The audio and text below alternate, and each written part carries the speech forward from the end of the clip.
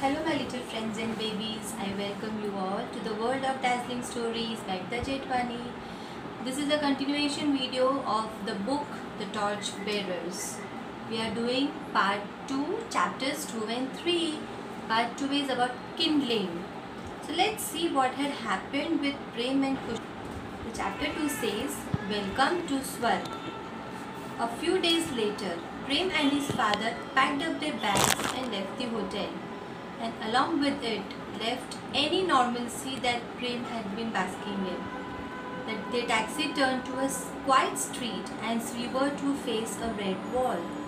Red spray paint scrawled on the cumbering wall next to the rusted gate growled to the word, "The gods are dead."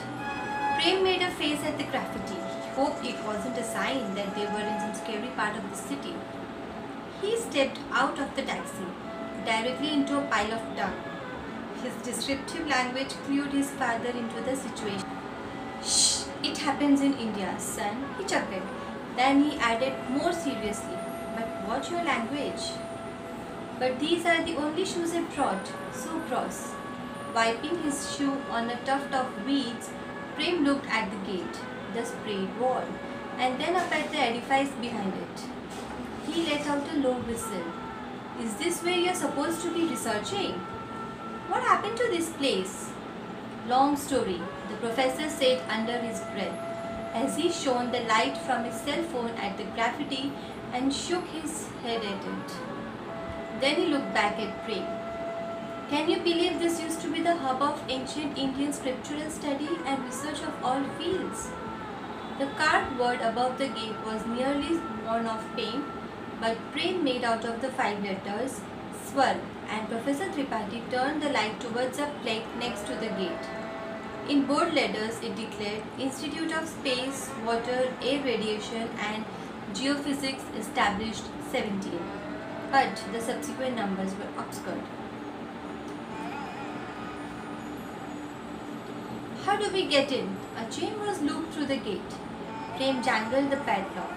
Dust clouded in the beam of light that the cell phone cast. "Do you have a key?" A dog barked in the distance. An answering bark was followed by a cacophony of barks. A pack of street dogs ambled towards father and son, barking and snarling as they approached. Professor Tripathi pulled off his shoe and brandished it at the dogs. They recoiled instinctively.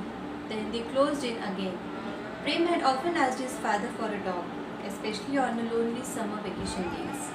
But dogs in America, clad in sweaters in the winter, looking nothing like these rangy, sunken-ribbed ones, with their tails permanently curled and teeth always bared. The hound of the baker's wives was a single beast. These were multitudes of snapping and drooling jaws, sharp teeth and clawing limbs.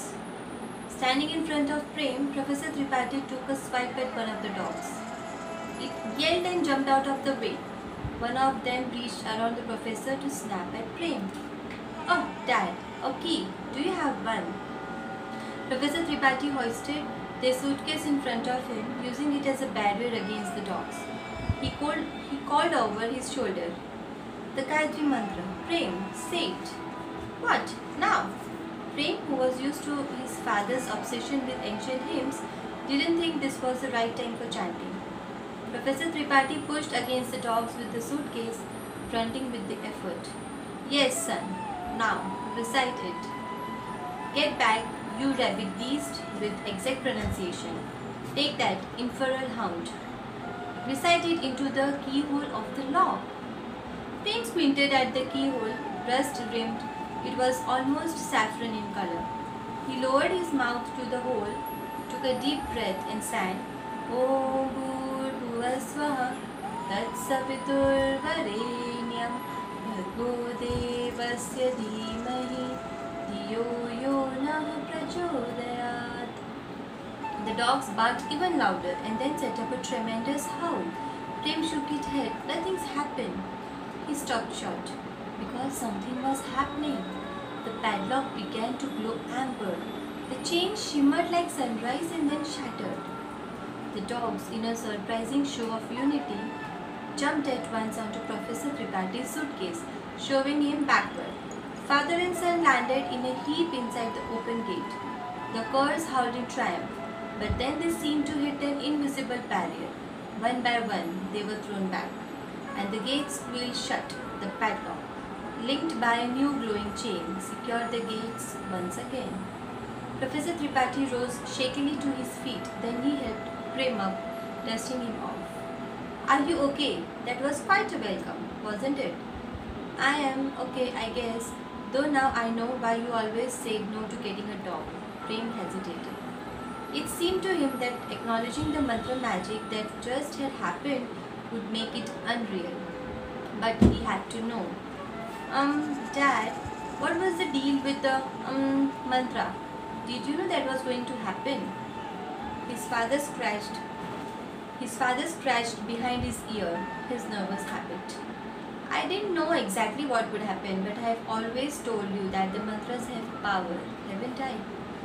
"Yeah, but I thought power was like, some bearded guru telling you to feel the golden lotus in your heart kind of power, not the burst through padlocks to escape crazy dogs type." "Well, son, whatever kind of power it is, this place is full of it. We may be surprised at what we find here. Reciting a mantra wouldn't open just any gate, but I hoped we had the right combination of luck and need." Prem nodded. He felt lightheaded and a bit keyed up. "Now I wonder if there's a mantra to get dog dew off of my shoe." "No mantra, but you may be in luck. Do you hear running water?" The water turned out to be a leaking faucet on the side of the building, but it served Prem's purpose. Soon his sneakers were glistening, and he squelched behind his father. Professor Tripathi stood in front of an ornate set of double doors. Each was carved with an intricate sequence of Sanskrit letters. "Do you recognize the hymn?" Professor Tripathi shone his cell phone light on the doors. "Yeah, you taught me this one last month." Prem read it and recited under his breath. "But some of the letters are out of order." The professor nodded. "I think that's what locking it. Try moving them to their correct places." Prem touched the letters in question. They lifted easily. He rearranged them to correct the hymn. The doors creaked open. Prem felt a light breeze ruffle his hair. He walked closely behind his dad, who shone the light around the inside of the institute. The beam of the light revealed dust everywhere. The sound of the skittering feet made Prem jump. "Cockroaches, probably," his father said. "Harmless, or rats." "Seriously?" Prem looked back towards the door, wondering if escape was a better option. But gradually, Prem found himself able to see through the dirt and the cobwebs. They were in an enormous lobby, high-ceilinged, with a large fountain in the center. In the shape of a 5-petaled lotus, it must have contained a gigantic statue. The statue was broken, so all that was left was enormous feet. In each of the 5 petals of the lotus was a Sanskrit word: fire, water, earth, wind, and air. A chandelier shaped like the sun hung from the ceiling, surrounded by planets. These seemed to be made of glass or some other shining material. The phone beam caused colorful spots of light to reflect on the walls around them. Prem followed his father through some of the rooms in the building. Professor Tripathi was awed by the library, but the books and scrolls looked like a mere touch could send them crumbling to dust. "So fragile," Professor Tripathi breathed. "How can I ever hope to find what I need when everything is falling apart?" Prem found himself whispering too. "What are you looking for, Dad?"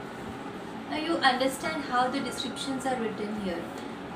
This book has very good descriptives and narratives. So you can use those descriptions and narratives for your essays, for your answers, for improving your vocabulary in the language as well. So keep listening properly and you can use them. "Some long lost text. Don't worry about it, Prem. Let's find some rooms we can use, okay?" Just when he thought his father was trusting him after those crazy moments at the gate and the arrival at this ruined place, he was back to his old refrain. "Don't worry about it, Prem." Professor Tripathi put an arm around Prem's shoulders. I really appreciate you coming all this way with me for my work. I know I ask a lot of you, and I promise things will be clearer now that we are here. Do you remember that businessman, Mr. Bhandari? Prem was amazed that his father was actually acknowledging the situation. He stepped away from his father and turned to face him. How can you forget? He replied. Yes, he is memorable, you're right. Professor Tripathi agreed. Well, Mr. Bhandari is funding some research and it seems quite promising. It's thanks to him that I am working here at Swarg again. With his funding, I should be able to restore this place to its original. Prem waited, thinking his father would explain further, but Professor Tripathi was silent. When Prem didn't answer, his father said, Prem, did you hear what I just said? Prem snapped. He felt like the barking dogs outside had come to live in his chest. Yeah, I heard you. You say stuff, but none of it means anything to me. We come to India all of a sudden. Then we leave a perfectly decent hotel to come to this weird town. That creepy businessman is hiring you for God knows what, and I'm supposed to nod and smile. What do you want me to say? Prem, I know it's hard to understand. Professor Tripathi took a step forward. Hard to understand? Prem was yelling now. It's impossible to understand. And that's because you don't explain anything to me. You don't tell me anything. I'm sick of it. I'm sick of you. Don't talk to me again unless you are actually gonna explain all this to me. Do you understand me? I'm done with the shady business. I'll keep myself busy. I'll stay out of your way. You do whatever it is that you are doing and act like I don't exist. That will be better than this act we are putting on every day. Prem! The hurt in his father's voice made Prem cringe, but he made himself turn around and walk away. He found the first room that had a bed but no skittering sounds. Covered in the dust, flopped onto the bed and fell into an angry sleep. Chapter 3. A Wink and a Prayer. Prem avoided his father after that. It was easy in the labyrinthine institute. He could duck into a room or find a new hallway anytime his father approached. Prem had decided that he would act as though he hadn't heard his father call when the professor tried to summon him for Veda hour. But surprisingly, his father didn't call him for that. Instead, Professor Tripathi worked constantly, cleaning the institute, reading old scrolls, writing in notebooks, and working on his laptop behind a closed office door. Prem had never gone so many days without speaking to anyone, much less his father. It had been just the two of them for so long. He couldn't remember any fights with his father that had lasted more than a few minutes. But he would rather not speak to his father than hear half-truths and evasions. Prem was writing a story. One quiet afternoon, when a bird flew in through one of the high broken windows in Swarg's entryway. It flapped frantically around the high ceiling, crashing into the walls, scattering dust and pieces of plaster. Prem shaded his eyes and tried to follow its movements. It was black and white, with a bright orange beak that scissored open and shut. It veered towards the chandelier, and Prem shut his eyes not a moment too soon. The bird hit the chandelier and the glass planets shattered, a kaleidoscopic rain. With a pained cry, the bird fell to the ground, its wings outstretched, blood blooming on its feathers. Prem, Professor Tripathi ran down the stairs from one of the libraries. Are you okay? What happened? Prem jointed to the bird mutely. It was turning its head from side to side. It lifted one wing and tried to push itself up. Professor Tripathi moved gingerly towards the bird, avoiding the glass on the floor. He began speaking to it slowly. I'm not going to hurt you. It's okay. I can help.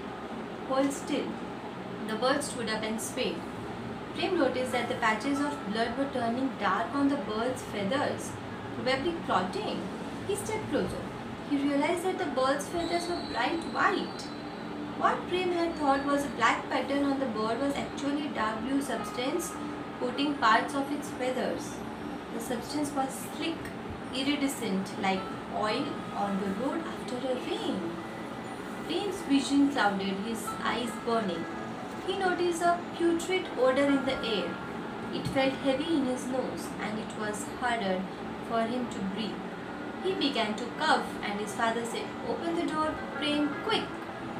Prem threw the door open and breathed the outdoor air in relief. The city's pollution was nothing compared to what the bird had brought with it. He took a deep breath and then turned towards his father and the bird again.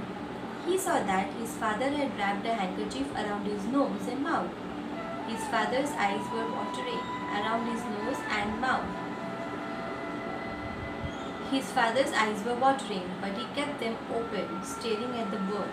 His mouth was moving behind the handkerchief. As Prem moved closer, he could just hear what his father was murmuring. "This wasn't supposed to happen. This is a disaster." The professor didn't look up at Prem, but he spoke louder. "Prem, please bring a bucket of water from the kitchen." "And the dishwashing soap," he said, rolling up his sleeves.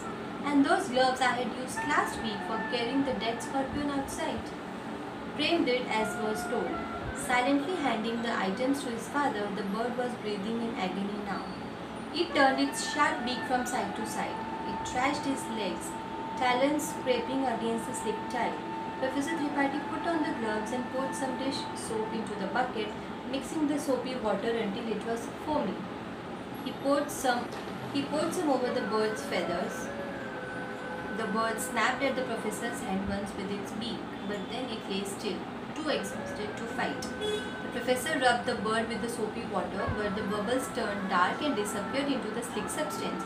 He tried again and again until the bucket was empty, but nothing was to be removed the toxin, and the whole atmosphere turned toxic ooze. "And it's dead," Prem's father whispered. "I killed it. It's all my fault." Prem knew he should reassure his father. He hadn't killed the bird. He had tried to help him, but Prem didn't feel up to talking just yet. Besides, his father seemed to have forgotten Prem's existence. He wrapped the bird in the towel, cradling it close to his chest. He went outside into the courtyard and laid the bird on the... He then sat cross-legged on the ground next to the bird. When the sun began to set, Prem smelled fire, and moments later an acrid smell drifted through his open window. He looked out of the window and saw his father standing near a burning fire. Prem could make out the dark outline of the bird within the fire. Thick smoke billowed from the flames, which burned orange and sometimes bright blue. Professor Tripathi's eyes were closed and his lips were moving. Prem's father hardly emerged from his room after that night. When Prem caught glimpses of his dad, he noticed that he was unshaven, his eyes red behind his glasses, wearing the same clothes for days. At night, when Prem would peek out of his window, he would see his father standing in the courtyard, looking up as if searching the sky for another dying bird. It was only when the talking fish landed in his hand that Prem felt the need to break the silence between himself and his father. If only his father hadn't been too busy to even look at him. Now the present day. So this all things had happened. We were talking about the past when they were in America and why they had come to India. Prem and Professor Tripathi. So last we had seen that Prem and Kushal both had went to the lethal sea with the fish god and something was happening there. So now let's see in the present day what has happened. Professor Tripathi looked up from his work to check the time. He suddenly remembered Prem wanted to ask him something. How could he have ignored Prem when his son had finally sought him out? He got up from his desk and looked for him. He saw muddy footprints tracked up the stairs. "We'll have to clean that up," the professor muttered to himself. Then he noticed the footprints tracking back outside. "Prem!" he called. He searched the courtyard and then inside once again. This wasn't like their neighborhood. Prem couldn't just have left by himself. "I'm sure he's around here somewhere," Professor Tripathi thought nervously. But better to be safe than... He texted a number on his phone. "Hi Amar, it's me, Ved. Long story, but I'm in Mumbai. I need help. Haven't seen Prem for a few hours. What should I do?" The three dots that indicated typing at the other end came up for entirely too long. Then Amar Mehta texted back. "Wait, where can I meet you? Just got back to my flat. It was locked from outside, but Kushal is gone too." Now the climax is starting. The Prem and Kushal are in relation with each other. As we can see that Professor Tripathi is talking to Amar Mehta, that is Kushal's mama. So now in the further story we will see what is happening in their lives. And those who have not viewed my previous chapters, my previous videos of this book Torchbearers, the link would be posted in the description box. Please go through them first, part 1, 2 and this is the part 3, so that you know what's happening in the story. Alright, so if you like my video, please press the like button and do subscribe to my channel for more updates, and also the press button. See you all.